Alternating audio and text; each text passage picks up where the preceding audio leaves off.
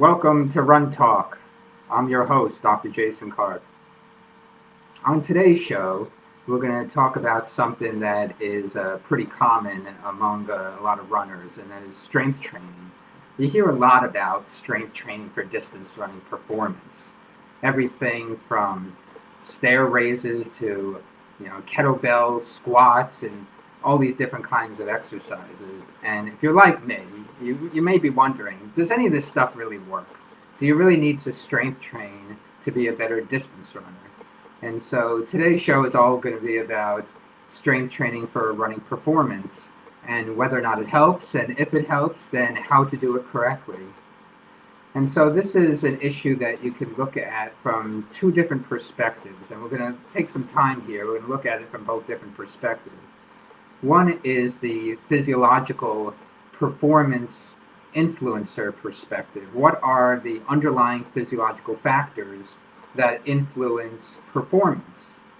So we look at it from an exercise physiology standpoint.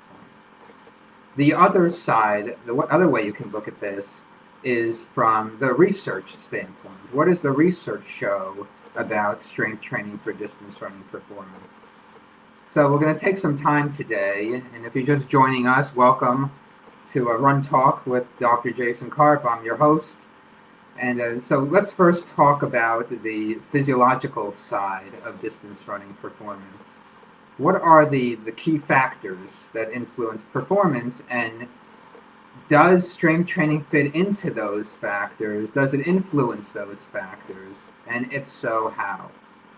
So there are multiple factors, as you can imagine. Distance running is very complicated in all of the different things that affect how fast somebody runs a 5K or a marathon. And so what are the physiological factors that influence performance, and how does that relate to strength training? Primarily among the factors is you have the three major players that I've talked about many times. It's the acronym of my certification program, Revolution Running. It's running economy, VO2 max, and lactate threshold. And so let's first talk about the most popular one, the VO2 max. VO2 max is the maximum volume of oxygen that the muscles can consume per minute.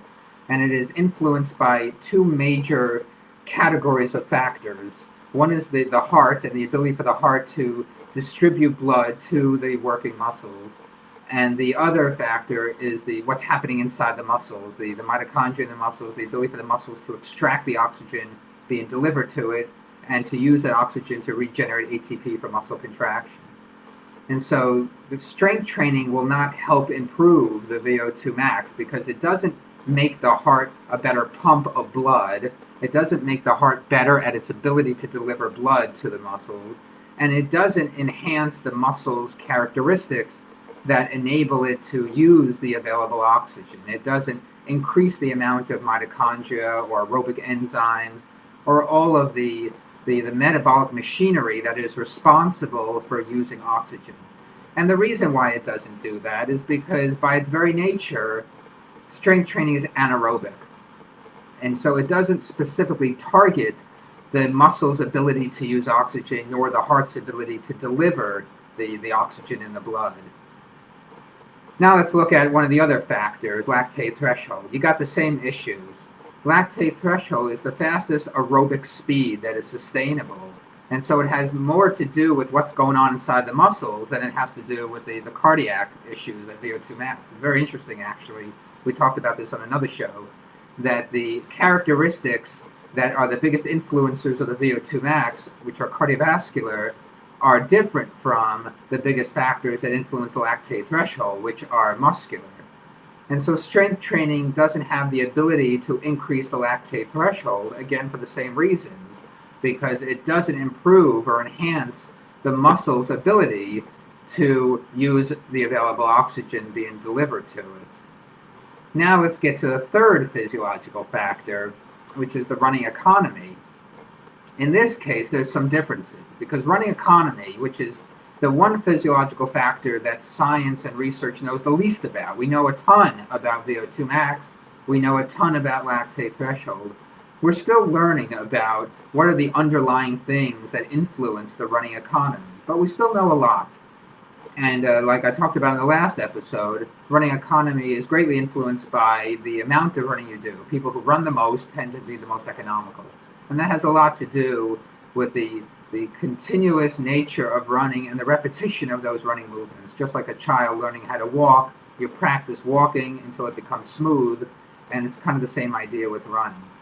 And so what is strength training? How can strength training improve economy? Well, the research shows, we're going to get to the research part of this in a minute, but the research shows that strength training can improve economy through a neural mechanism, not through a metabolic or cardiovascular mechanism, because there's a number of different things that influence economy. Economy is influenced by metabolic factors, what's going on inside the muscles, the capillarization, the mitochondria, the enzymes, and what's happening in metabolism, because economy is the amount of oxygen you consume to maintain a given submaximal pace. And so it's metabolic in nature. But strength training can improve running economy through a neural mechanism, because there's also a neuromuscular side to economy, the ability for your central nervous system to recruit motor units or muscle fibers for the act of running. And so running economy has both a metabolic nature and a metabolic influence, and as well as a neuromuscular influence. And so from the neural side, from the motor unit recruitment or muscle fiber recruitment side, strength training may help. There's a caveat to that, which we'll get to in a few minutes, about what kind of strength training to do to focus on the neural aspect of running, because most people who strength train do it wrong. They do these body weight exercises, and that's not good enough. That's not the strength training that runners really need to do, but we'll get to that. We've got to do a little bit of foreshadowing here. If you're just joining us, welcome to the new episode of RUNTALK. I'm your host, Dr. Jason Karp. On today's episode, we talk all about strength training and its ability or inability to make you a better runner. And so that's the scientific side. Then we also have the anaerobic metabolic side of running performance. If you're training for shorter races, like 5K and even shorter than 5K, then you really rely a lot on anaerobic metabolism. And power becomes a greater influence, the ability for the muscle to generate power against the ground. And so power is a component of two things. There are two components that make up power: strength and speed, or the technical term that we always learned in back in high school physics class: power equals force times velocity. So force, the amount of strength the muscle can produce, the amount of force the muscle can produce against the ground, and the speed or the velocity at which that force is produced. And so power equals force times velocity, or you could think of it as strength times speed. And so the shorter the race, the more important power becomes. If you look at sprinters are very powerful. They produce a lot of force, but more importantly, they produce that force very quickly against the ground. The further away you get from sprinting, like when you get to half marathon and especially marathon, power isn't as important as oxygen use and fuel use. One of the things that makes the marathon so unique is that you run out of fuel during the marathon. You run out of carbohydrate. And so strength training is very important for sprinting, because you want to add muscle mass, because larger muscles are stronger muscles, and you want to generate greater power. So for middle distance races, like 800 meters, 1500 meters, strength training can be very important, because even in those middle distance races, speed is very important. If you want to be a good miler, or especially if you want to be a good 800 meter runner, you have to have a lot of speed. And so you have to be able to generate a lot of power against the ground. And so strength training becomes more important for the shorter races, in which power is very important.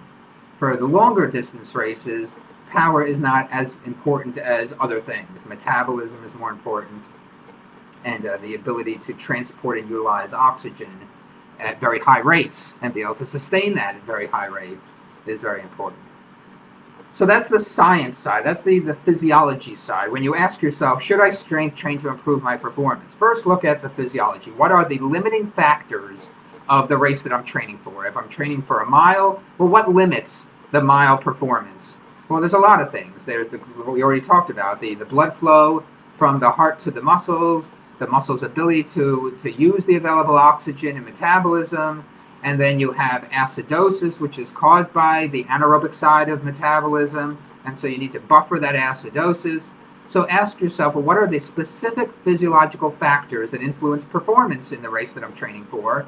And then whether or not strength training will address those factors. At the other end of the spectrum, you have the marathon. What are the factors that influence marathon performance? Running out of glycogen. And so you ask yourself, well, is strength training going to pack more glycogen into the muscles? No, it's not. The ability for the heart to get blood flow and oxygen flow to the muscles. Is strength training going to improve that? Well, no, it's not. The muscle's ability to use the available oxygen. Is strength training going to improve that? Well, no, it's not. And so you have to ask yourself, well, what is the purpose of strength training? What does strength training do? And what it does, is that effect going to improve my ability to run faster? And that depends on the race. So you have to look at the physiology side first, and what are the causes of fatigue in the different races that you're training for, and then ask yourself, does strength training have the ability to address those specific factors? Then once you have that set, and that's a lot of work, but once you have that set, now we can look at this from the research side, because there's been plenty of research on strength training for distance running performance. And so what does the research say? Well, there's a lot of research on this.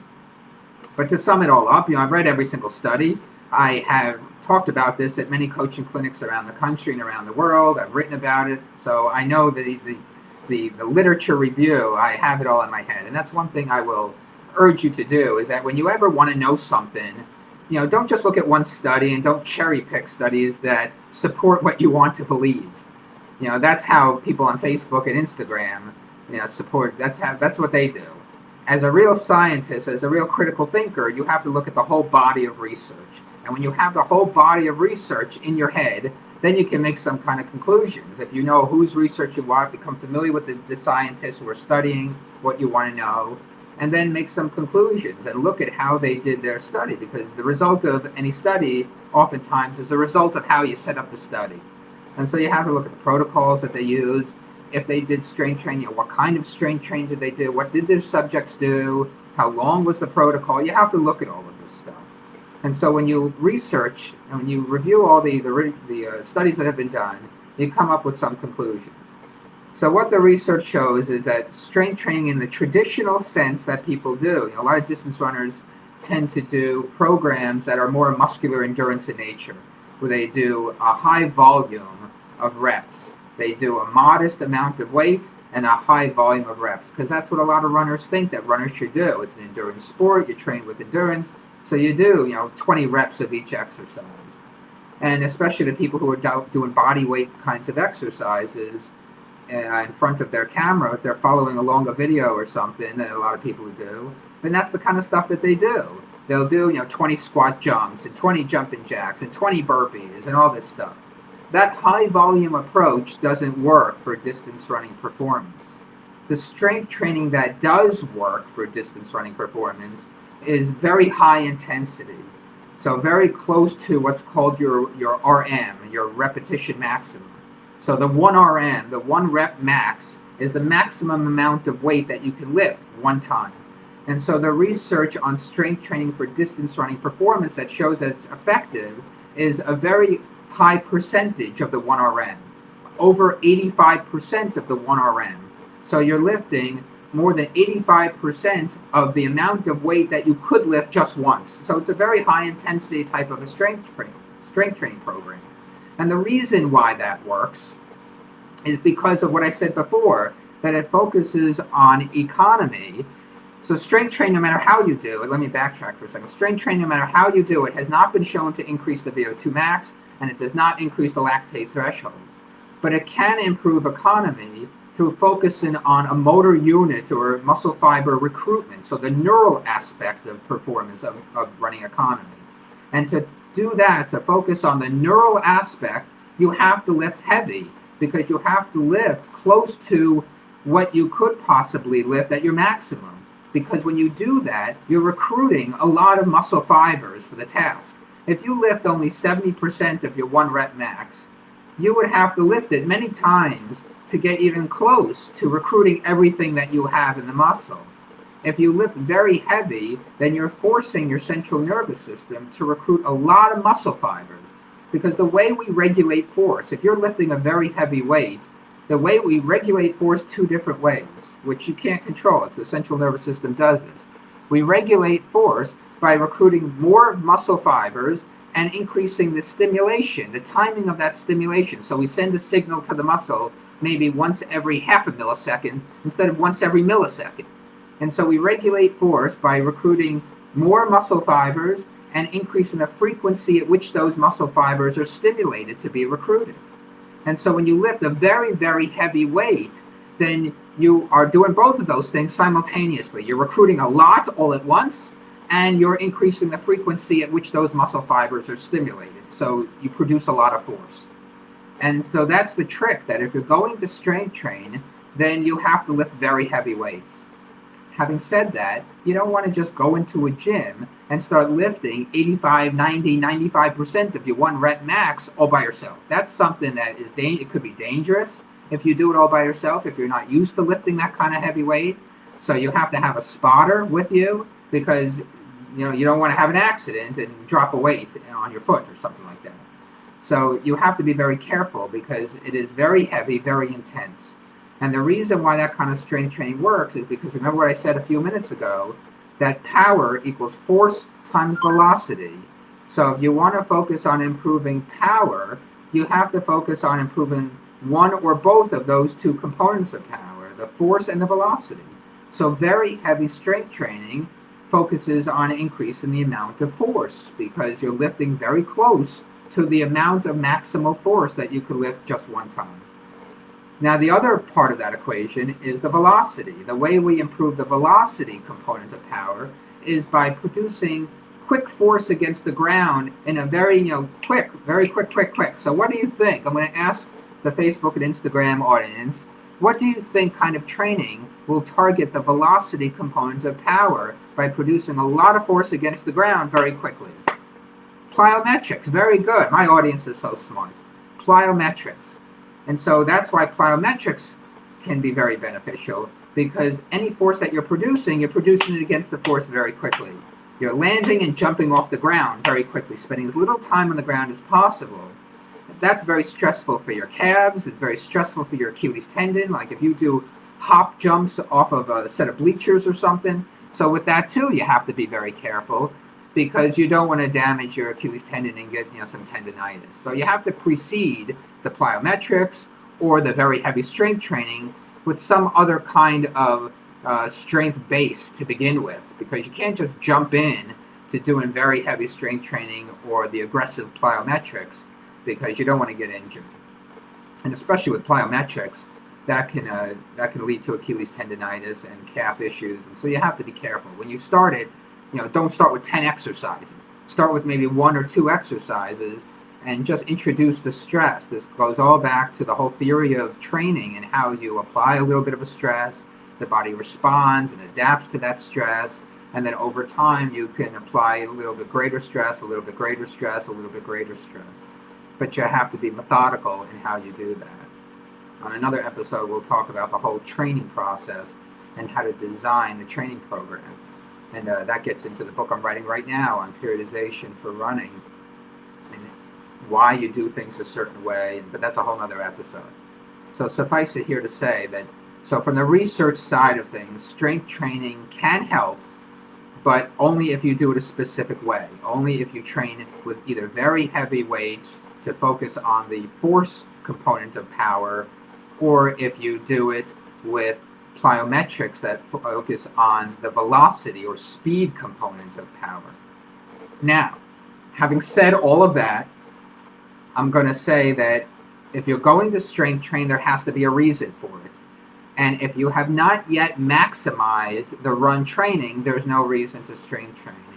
Because if you're going to strength train, you don't want it to detract from the type of training that has greater direct influence on your running performance. Most runners would much more benefit by focusing on the cardiovascular and metabolic factors that influence performance before going to do strength training. We all have only a certain number of hours per day or a certain number of minutes per day to devote to our training plan. We're not professional runners where we all have unlimited amount of time, where we can run 100 miles a week and we can strength train and we can take naps. Most people can't do that. And so you have to ask yourself, in the 1 hour I have every day, or in the 45 minutes I have every day, what is going to give me the greatest return on my investment? And the answer, in 99% of cases, is that what is going to give you the greatest return on your investment is focusing on your run training, either running more volume or more intensity or more volume of intensity, which kind of gets neglected a lot, but that's very important. And so, if you're only running 20 miles a week right now, that's great. But do you run 20 miles a week and then strength train? Or do you go from 20 miles a week to 30 miles a week and use that time to add another 10 miles more per week? Which is going to have the more direct impact on your running performance? Well, I hope you say that going from 20 miles a week to 30 miles a week, or from 30 to 40, or from 40 to 50, that's going to have a much more direct impact on your 5K performance or your half marathon performance, and certainly on your marathon performance, rather than stay at 20 miles a week and use the time, the extra time that you have, to strength train. And so you have to ask yourself, where is your time best well spent? Because how much you run has the greatest impact on your running performance. Even people who race 800 meters at the elite level are still running 60, 70, 80 miles a week, even though their race takes 2 minutes to run, or less than 2 minutes to run. And so you have to ask yourself, well, where, in the time that I have, what's going to give me the biggest bang for my buck? Where is my time best well spent? If you have already maximized your run training and you can't run anymore, if you're running 80, 90, 100 miles a week and you can't physically run anymore, then I would say if you still have the time and you still have the energy to try to squeeze out more out of yourself, then you can try to do some specific strength training. The other issue is how much can you continue to adapt to. We all have our point at which we're going to stop adapting. What makes Olympians is that they can run upwards of 100 miles a week. And number one, not only do they not get injured out of it, but they also continue to make physiological adaptations. They have very responsive DNA. And so they can run until their heart's content, and they keep adapting, they keep growing as a runner, they keep getting better. Most people can't do that. Most people will stop adapting at some much lower level of mileage. And so maybe 40 miles a week is as much as you will adapt to. Then why do 50? Then you're not, you're just running for the sake of running. If you're not getting better, then why do it? Unless you just happen to really like running. You just want to keep running, even if you're not getting better doing it. But assuming that you want to get better doing it, if 30 miles a week or 40 miles a week is as much as you will physiologically adapt to, then I would say if you still have the time, and you still have the energy, and you still want to see how good you can be, then you can add in some specific strength training. And then the other issue, which I just mentioned, is injury. If running more than 30 miles a week makes you injured, well, then don't run more than 30 miles a week. Then you can supplement your 30 miles a week with some strength training. But I would first focus on the run training. Now, having said all of that, there's a lot of layers to this, as you can imagine. There's a lot of ways of looking at the strength training issue. You can't just, follow what the guidelines or what people on Facebook and Instagram give you. There's a lot of things going on right now, especially with, gyms being closed and everything. There's a lot going on with people filming videos and then broadcasting it to the world, and they have all this strength training for runner stuff, and you look at what they're doing, and you think, well, that's not going to help you be a better runner. And I told you all the way back on the very first episode of this that you're going to get things from this show that you're not going to get from other people. And so I hope that you come in and listen every week, because I'm not going to be politically correct here. I'll tell you that other people are doing things that are wrong, and I will point that out, and I'll show you, well, what's the right way to do it. And if I don't know something, if you ask me a question, I don't know it, I will tell you I don't know it, but I'll go find the answer. I learned that pretty quick a long time ago, that if you don't know something, that it's okay to say you don't know. But this is an area in which I do know a heck of a lot about, because I've been engaged in this for a very long time, and I have read probably every single study that's ever been done on this issue, and I've written about it and spoken about it, and so that's why I want to share it with you guys. And so the other way to look at this is if I'm going to strength train, what kind of strength training do I do? So we already covered the heavy strength training, the plyometrics. But before you even do any of that, the most specific kind of strength training for running is probably hill training. So running up a hill, doing bounding drills up a hill. So you can do like plyometric types of activities up a pretty steep hill, where you're on one leg at a time and you're doing all kinds of hops and bounds up the hill. That stuff is very beneficial, can be very beneficial for running performance. I would do that kind of stuff first before you go into a gym or before you go into your living room and do burpees and squat jumps and lunges and that kind of stuff. That stuff has very limited, if any, effect on your distance running performance. You can do burpees all day long. It's not going to help you hold a faster pace in a marathon, because what's going to help you hold a faster pace in a marathon is the ability for your muscles to use the oxygen being delivered to it and sustain a high fraction of your lactate threshold and sustain a high fraction of the VO2 max. And that has nothing to do with burpees and lunges and those kinds of things. It has to do with what's going on metabolically inside of your muscles. And doing the burpees and lunges and the squat jumps and that kind of stuff is not going to improve the muscle mitochondria. It's not going to improve the ability for the mitochondria to utilize oxygen at a high rate and to be able to sustain that. And so you have to look at the specificity of training principle and what is going to have a more direct impact on my running performance. And so doing things like everything that you do is on one leg at a time, because you're running, you're producing force against the ground at one leg at a time. And so doing squats or burpees or anything like that, I keep coming back to the burpees, I don't know why, it's off the top of my head. But doing things like that where you're on two legs at a time, well, obviously the stronger leg is always going to compensate for the weaker leg.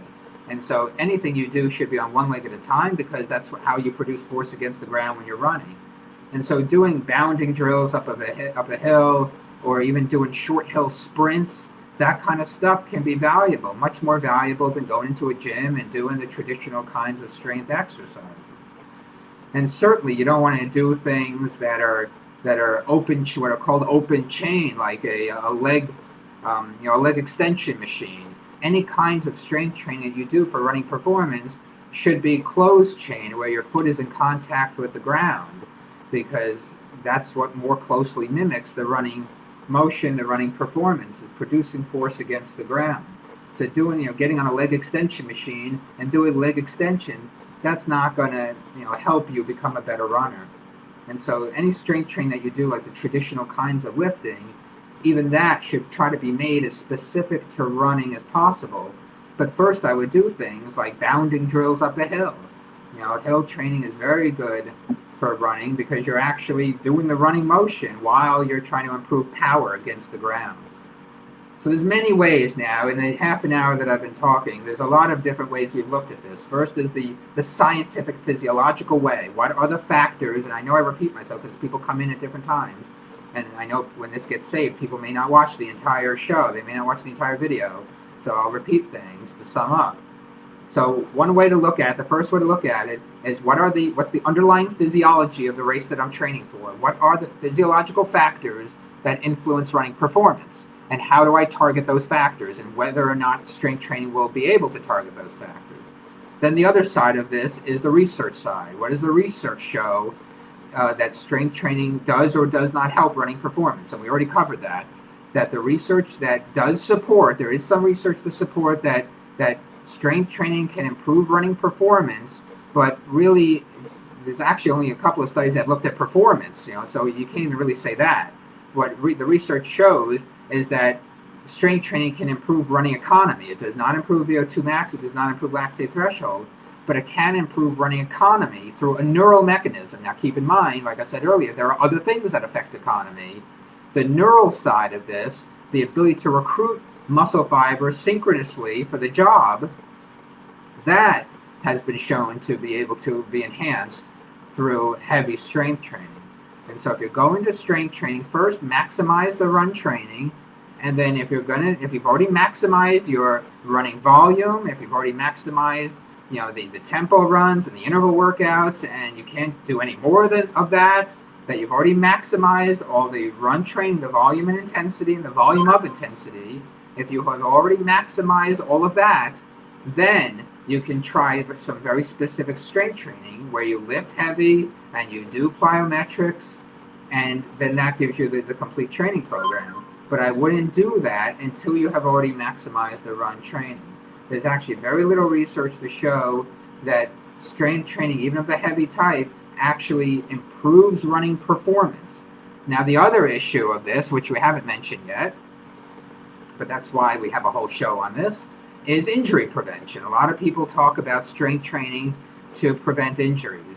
And again, you have to ask yourself, well, what is the specific reason why a runner is getting injured? What is it that they're doing in training?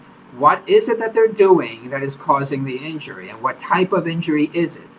And then ask yourself, is strength training something that can prevent that? So you have to think like a scientist. You don't just listen to the people on Instagram and Facebook that, put out their videos and say, oh yeah, and their blogs, you see this a lot in blogs, you have to strength train because it prevents injuries. Well, you go and show me the research that shows that strength training, especially the typical way that people do it with the body weight exercises, that is going to prevent running related injuries. It does not. Doing burpees and squat jumps and lunges and push-ups, that stuff does not prevent the reason why people get injured from running. When you look at things like Achilles tendonitis and stress fractures and IT band syndrome, those things don't happen because the person is not strong enough. That doesn't happen because the muscles are weak. And so the strength training is not going to prevent the runner from getting injured by doing those things. Okay, I'm trying to read some of the comments. Well, I'll get to the comments in a minute, any questions you have. Let me just talk through this and then we'll get to the questions. And so, if you're going to strength train, it has to be heavy strength, because even if you're going to try to strength train to prevent injuries, it's the same concept. You have to lift heavy, because think about what happens when you're lifting heavy. You're making the muscle stronger. Doing stuff like body weight exercise, that doesn't improve the strength of a muscle. The strength of a muscle is defined by what's the maximum amount of force the muscle can produce. That's muscle strength. That's how you define muscular strength. The maximum amount of force that the muscle can produce. And very heavy strength training can enhance the maximum force a muscle can produce, and that's how it enhances power. Heavy strength training has also been shown to improve bone mineral density. So if you want to improve, like stress fractures is a common type of injury that runners get. If you want to prevent a stress fracture, then you have to make the bone more dense. In order to make the bone more dense, you also have to lift very heavy. Because when you lift very heavy, you have a lot of force on the muscle, tugging at the bone. That's how we move. Muscles tug on bones. They're connected to the bone via a tendon. So the muscle, with a very strong contraction, if you can imagine, you can visualize this, a very strong contraction really tugs on that tendon to force the bone to move. And so that's why very heavy strength training has been shown to increase bone mineral density. And so you could argue then that to prevent a stress fracture, you can make the bone more dense by enhancing by doing the very heavy strength training. But again, there's other more specific things to running that you can do before you go into a gym and do that kind of stuff. So there's very limited, if any, evidence that strength training will prevent injuries, that the typical kinds of injuries that runners get. When it comes to something like IT band syndrome, there is some evidence that there is a relationship, that people who get things like IT band syndrome do tend to have weak hip muscles. However, there is no cause and effect relationship that has been shown by the research. The research has not elucidated that weak hip muscles are the cause of IT band syndrome. But people who have IT band syndrome do tend to have weak hips, weak glutes, and so there's a relationship there, but research has not shown that there is a cause and effect relationship there, that weak hips, weak glutes do not cause an injury like IT band syndrome or any other kind of injury. And so while people who get injured do tend to be weak, especially in their hip region, their core region, the lower back muscles, the glutes, the hips, but it's not, that weakness is not what's causing the injury. There's something about the repetitive nature of running that is causing the injury, whether it's related to their biomechanics or most injuries are caused by increasing the volume or intensity too quickly for the body to adapt, and then some vulnerable body part breaks down. That's the main reason why people get injured, because this is a sport in which we evolved for. Running is so natural to who we are, and so why would we have evolved to do something that injures us? That's not the way evolution works, right? And so running in and of itself is not dangerous for you. But most people, they get overly aggressive and they increase the volume or intensity too quickly, and then some vulnerable body part may get injured. But doing strength training is not going to prevent that injury, especially the kind of strength training that you see broadcast all over social media and online with articles. I mean, if I had $1 for every time I saw an article that said that you should strength train to prevent running injuries, and then they show exercises like squat jumps and burpees and lunges and all these things, I'd be able to pay off my very large student loan debt if I had $1 for every article I saw that said that.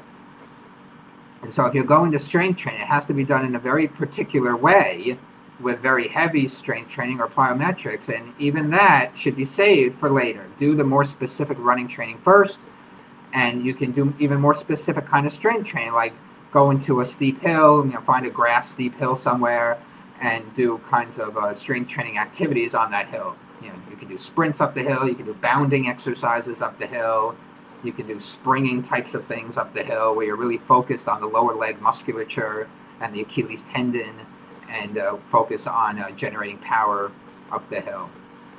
And so that's a very brief summary of strength training for distance running performance. But I think I did a pretty thorough job with that, because there's a lot of different ways to look at this. So let me see if we can get into some questions here. One person asked, incorporate simple bodyweight exercise after runs periodically. And again, I would ask why. I mean, running itself is already a bodyweight exercise. Every time you land on the ground with each leg, you're putting 2 to 3 times your body weight on each leg. So what's body weight squats? What is that going to do over and above what you're already getting from your running? If you go on a 5-mile run, that's thousands of steps just on an easy 5-mile run. And then if you do faster running, where you're generating more force and more power, you're putting even more stress on the legs, and you're already getting a lot of that from running.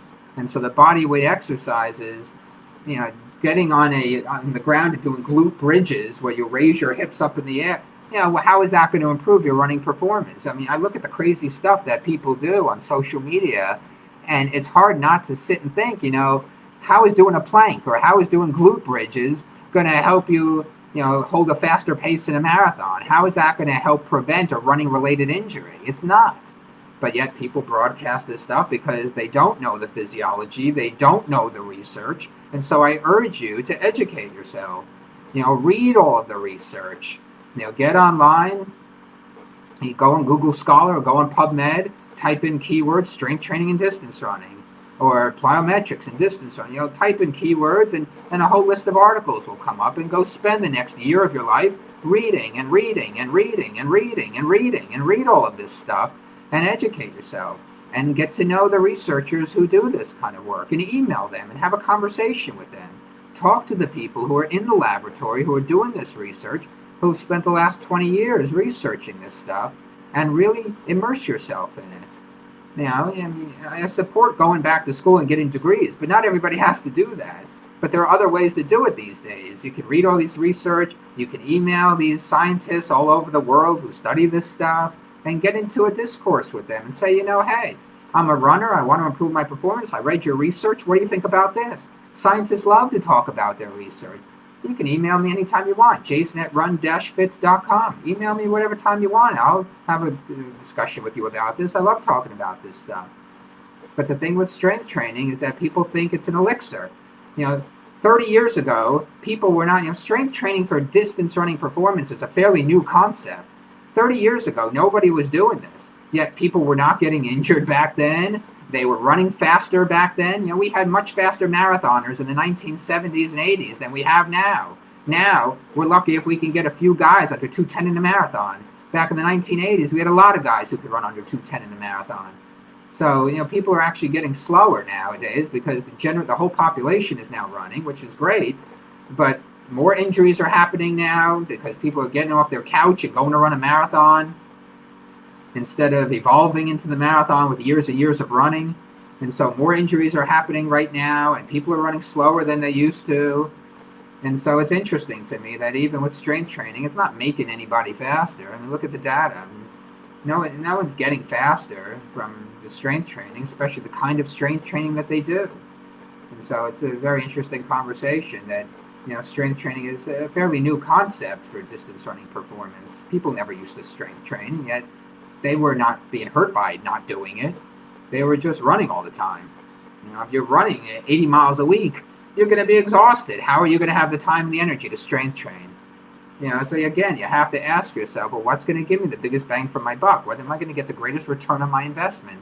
And are there more specific running-related things I can do to enhance my performance and to prevent injuries and all that other stuff? All right, let's get some more questions. I'm going back here between Facebook and Instagram. I'm on both platforms, so I will try to get to as many questions as I can. See, we do see a lot of weakness like that. So Annalise asked, we do see a lot of weakness like that in our PT clinic from IT bands, ankles, hamstring. Yeah, I mean, there's a lot of weakness in the general population. But again, I would ask, what can I do that is more running specific that is going to enhance performance rather than going into a gym and doing the stereotypical isolated exercises? Some people may need to do that. If you are so weak that any amount of running gets you injured, then there may be some isolated strength training exercises you'll have to do as a bridge to the other stuff. But there's always more running, specific kinds of things you can do. You can even do walking lunges up a hill. It doesn't even have to be the aggressive bound. You can start with walking lunges up a hill. That is much more specific than doing, glute bridges or something like that. Hill running or hill bounding is very good for the glutes. It's very good for the hips as well as for the calves and the Achilles tendon. So I'd always say to try to make the exercises as specific to the activity that you're training for as possible. Getting on your back on the ground and doing glute bridges, that's not going to help. That's not going to help prevent a running-related injury because you're not stressing the muscles and the joints the way you do when you run. And so it's not going to prevent a running-related injury, and it's certainly not going to improve running performance. You have to always remember the neuromuscular aspect. Now, that gets forgotten a lot.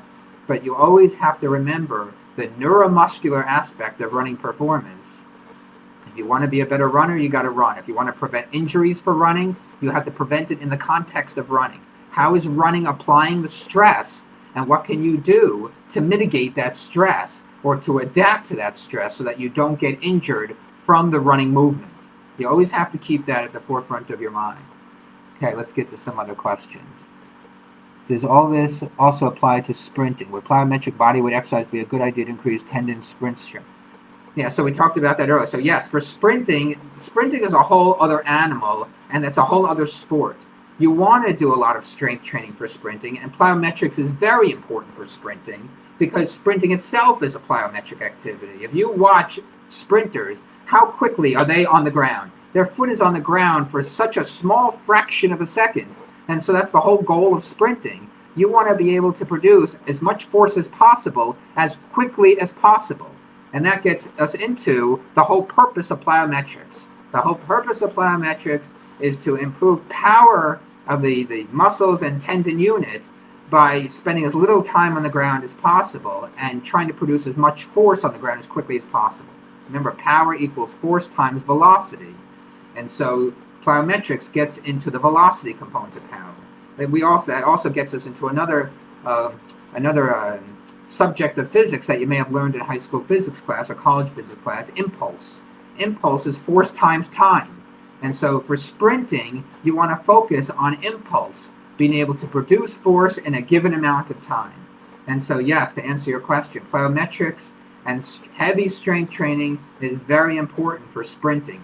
Not as much important for distance running, and the longer the race, the less important it becomes, because the longer the race, the less important power becomes against the ground, and the more important other things are, like metabolism and glycogen use and conserving glycogen and getting the muscles to rely on fat to conserve the limited stored glycogen. Those things become much more important for long distance running performance like the marathon. Any other questions here we get? Yeah, strength training for injury prevention. So thanks, Daniel. So we just covered that. That again, it has limited ability to prevent injuries from running related injuries. Strength training has limited ability to do that. And again, if you're going to try to use strength training to reduce the risk of injuries from running, it has to be specific to how the stress is applied from running. You could do let's get an example. You could do leg presses in a gym to strengthen the quadriceps and your hips, right? That's a great exercise. You go into a gym, you do leg presses against the thing. Great. You can really make your quads and your hips pretty strong. But then you go outside and run, and now you're applying force in a very different mechanical way. And so you're still subject to running related injuries because you have not strengthened the joints and the muscles in the same way at which force is applied when you run. When you look at running and how injuries occur, you're talking about a modest level of force repeated many, many times. Injuries can happen two major ways. From trauma, from a great amount of force, like a football player when they get tackled, from a great amount of force, if you fall down, you fall down when you run. That's a great amount of force applied very quickly. That's one way to get injured. That's not usually the way runners get injured unless they fall. The main way that runners get injured is from a small amount of force repeated many, many, many, many, many times. And so if you're going to strength train to reduce the risk of injury, you have to look at how injuries are occurring from running and try to strength train in that way. And that's why the kind of strength training that runners do really has very limited ability to reduce running-related injuries, because you're not applying the force in the same way when you strength train, and you're certainly not strengthening the tendons and the whole joint. You might be focused on the muscle, but most runners, they get joint-related injuries. You get Achilles tendonitis, or you have knee issues, patellofemoral pain syndrome. It's usually a joint injury. And so going into the gym and doing the traditional kinds of strength training, that doesn't address the integrity of the joint in the same way that you would get the stress from running. Okay, let's get to some more questions. So if you have any other kinds of questions, Jenna says, one of my favorite quotes comes from Malcolm Gladwell: runners secretly disdain any activity that's not running. I talk a lot about that in the book The Inner Runner, where I talk about how runners tend to be very pure animals. We look at running as a very pure activity, and we do. You're right, Jenna. Runners do disdain any activity that's not running, because we think that in running we found some kind of panacea, that running is the cure to all of our problems. And it is, in a sense, because that is the one thing that we evolved for. We evolved to run. So running is very natural. It's very primal to who we are. But having said that, there are some things that strength training may be able to address, but you have to be very specific to the running movement, to the neuromuscular aspect of running. Okay. And so let's see, she asked a lot here. I also find runners with injuries tend to have weak glutes. Yeah, so we talked about that already too, that certain kinds of injuries, the research has shown that there is some association between the weak glutes and hips and certain injuries like IT band syndrome, but not cause and effect.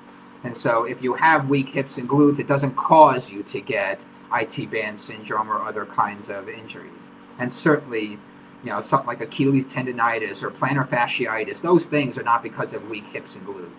There's something else going on at the level of the foot, and what happens to the foot when it lands on the ground, and how the ground reaction force is applied back to the foot, and what's going up the whole kinetic chain. It starts at the foot. And so, some things may start, the ability to place your foot on the ground may start other areas. The ability to control how your foot is being placed on the ground can start higher up. But the weak hips and glutes is not causing you to get Achilles tendonitis. It's not causing you to get patellofemoral pain syndrome. It's not causing a stress fracture. Those things are caused by other things that are not related to weak hips and glutes. So while there is an association there related to some kinds of injuries, there's not a cause and effect there. This whole thing, hopefully you can understand, from all that I've been talking about, this whole thing about strength training, preventing running injury, the whole thing is overblown. The same thing with improving running performance. while strength training, I will say that while strength training, if done in a particular way, can help running performance, it may help specific running injuries if you do it correctly, if you do the strength training correctly. It is way overblown if you look at what people on social media say and what you see in articles online. I mean, always go back to who's writing the article or who's the voice on social media.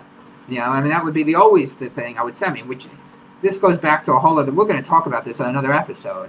But would you take legal advice from someone who didn't go to law school? If somebody made a video giving legal advice and the person was not a lawyer who went to law school, would you take any stock? Would you put any stock into what they're telling you? Of course not. If someone is giving you medical advice who did not go to medical school, would you put any credibility in what they're telling you? Of course not. If you had someone going on a video and giving you accounting advice, how to do your taxes, would you take that advice if the person wasn't an accountant, or if the person wasn't a CPA and had gone to school for accounting? Of course not. So don't do the same thing with running advice. If the person doesn't have the credibility, their advice is meaningless. Go to somebody who's got the credibility, just like you would for any other profession. You wouldn't go to a psychologist to get advice on how to solve your problems if that person didn't have a degree in psychology. Psychologists have PhDs in psychology. Other therapists have master's degrees in the specific area that they're working in, whether it's social work or psychology. So just be careful as to who you're taking the advice from. And that's why I said that I'm not going to be politically correct on Run Talk with Dr. Jason Karp. I'm going to shoot straight with you, and I'm going to tell you, well, who do you listen to and who do you not listen to? And then I'll back that up. I said, well, listen to me, because you see those 3 diplomas on the wall back there? There's a lot of debt that is responsible for all that. There's many, many, many years of school and a lot of intense study and being in the laboratory and seeing this stuff for myself, and then coaching for over 25 years. I've been coaching since I was 24 years old. I was a head college coach. I'll pat myself on the back for that one. I was a head college coach when I was 24 years old, the youngest head college coach in America. I'm very proud of that. I've devoted my entire life to the study of this. I don't know anything else. Don't ask me about law. Don't ask me about economics. Don't ask me about, don't ask me about anything. Don't ask me about politics. Don't ask me about accounting. I know nothing about that. But this is something, running is something I know. And so on Run Talk with Dr. Jason, you're going to get what I believe is to be the very best advice based on the science, based on the research. So any other questions? Let's ask some questions. You're much more entertaining than reading scholarly articles. Thanks, Rick. I appreciate that. I try to be entertaining. I know it's weird talking to a video. I much rather do this live. When we're all able to get back live, please come to my certification course or come hear me speak at a conference, because I absolutely love talking live. It's like a drug for me. I absolutely love talking live and sharing what I know and sharing my passion with the audience. So when we're allowed to get back together in person, please join me and come to the events that I'm speaking at. One by one, these conferences the rest of the year are getting canceled. Now I only have 2 things left on the schedule. I hope they don't get canceled. One is my TED Talk in October in Rexburg, Idaho, and the U.S. All-Star Track and Field and Cross-Country Coaches Clinic in Atlantic City, New Jersey in early December. And right now, those are both still on the calendar. So hopefully they won't get canceled. So come to Rexburg, Idaho to hear me give a TED Talk in October, or come to Atlantic City, New Jersey. Great place right on the real board. They have real boardwalks there with the real wood. It's a beautiful place.